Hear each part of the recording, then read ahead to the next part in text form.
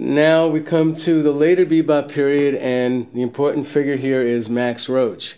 Just as Joe Jones was the drummer in the 1930s and 40s, Max Roach is the drummer from the 1950s, 60s, and 70s, and beyond. Even in the early 1990s, in his 70s, he was actively playing and winning readers' and critics' polls. What Max Roach did in his early career was two very, very important things. First, he developed the Kenny Clarke style, but much more complexly. He would add tom-toms and play in a more complex manner, accompanying the horns and interacting with them more. What he would do then was bring the drums more forward to be an interactive part of the band instead of just the back timekeeper. The second thing he did was pay very, very close attention to the song structure in his solos. He would actually play patterns, and he started to develop song things. When he was playing with Charlie Parker in the 1940s and making some money, decided to go to school and enrolled in Manhattan School of Music. And on the first day, the teacher told him he was holding the sticks incorrectly. He said, well, if I hold the sticks the way he wanted, I couldn't play my drums with Charlie Parker. So that's when he realized there were two different approaches to the music, the Afro-American and the Euro-American again. So what he did was to then enroll as a composition major, and he started composing not just for other instruments, but for the solo drum set as well. He's influenced everybody since, extremely important.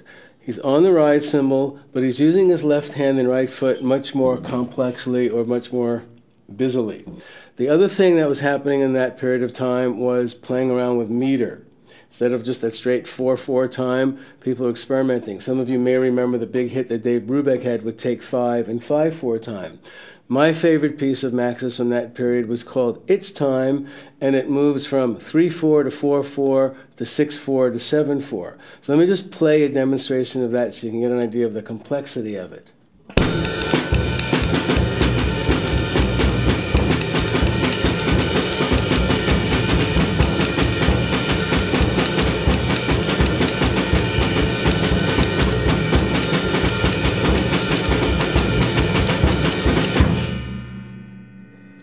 Where's the beat? You don't hear that pulse, 1, 2, 3, 4. There is a pulse and a drive. You can feel that, but you can't hear that beat. So the music here is getting much more complex. Now in his accompanying style, again, much more complexly. It's a little example.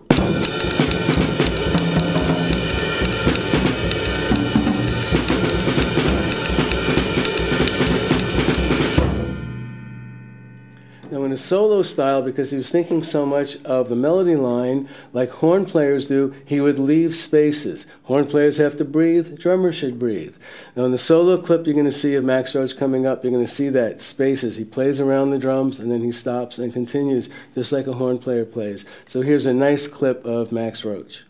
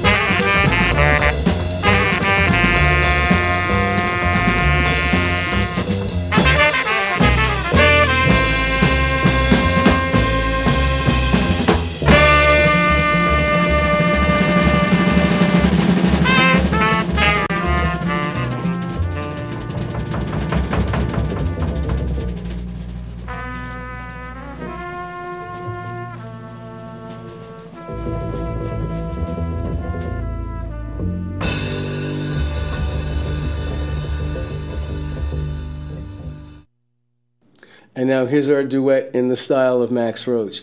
Now in this duet, I'm doing a double duet. Earlier on at the beginning of this video, I talked about the clash of styles, how a player can have a good flowing ensemble piece, but he would get very stiff and precise in that European tradition in the solo. And what you're going to hear here are two solo segments. The first one will be in the style of Max Roach, hear how it flows. The second one, very, very technical and fast, and hope you appreciate my technique. But you'll hear how the time flow stops, and that solo has nothing to do with the musical context. And that's what I was talking about. So here's this double duet now.